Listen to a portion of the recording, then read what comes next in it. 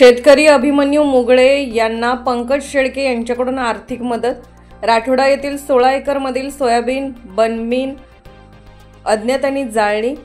तालुक्यातील राठोडा येथील शेतकरी अभिमन्यू मुगळे यांच्या काढणीवरून ठेवलेले 16 एकर क्षेत्रावरील 14 बॅगच्या 2 सोयाबीन बनिमीला अज्ञातांनी आग लावल्याची घटना मंगळवारी सकाळी उघडकीस आली आहे. ऐन दिवाळीत शेतकरी अडचणीत असल्याचे पाहून राठोडा गावचे माजी सरपंच, सरपंच सेवा महासंघाचे लातूर जिल्हाध्यक्ष तथा महाराष्ट्र प्रदेश काँग्रेस कमिटीचे सदस्य पंकज शेळके यांनी अभिमन्यू मुगळे यांना 21,000ची मदत करून धीर दिलाय. इतरांनीही अडचणीच्या वेळी या शेतकऱ्याला शक्य तेवढी मदत करावी असे आवाहन केले आहे.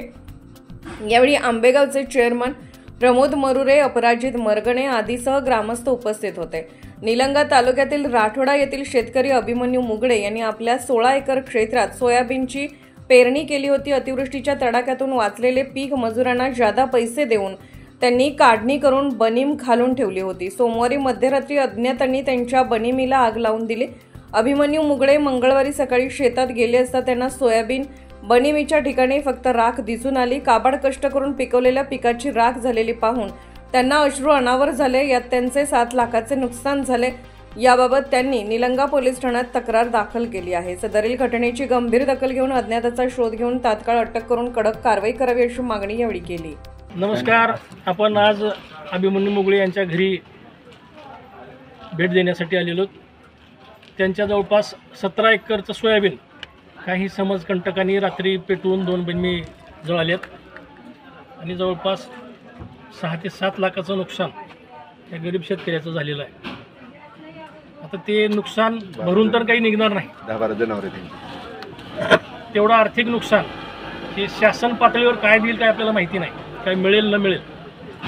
तर माझी आपल्याला कळकळीची एक विनंती आहे, आमच्याकडनं तर जेवढं शक्य आहे तेवढं आम्ही मदत करायचा प्रयत्न करतोय, केला आहे.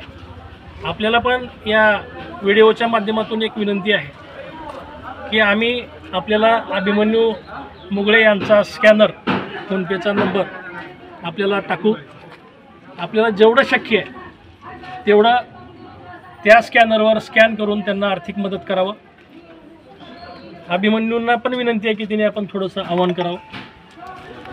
सर्वांना माझे नमस्कार.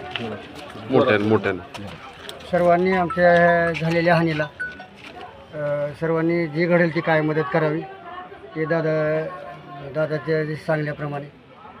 तर एवढी नम्र विनंती की जी घडेल ती आव्हान मला मदत करावी.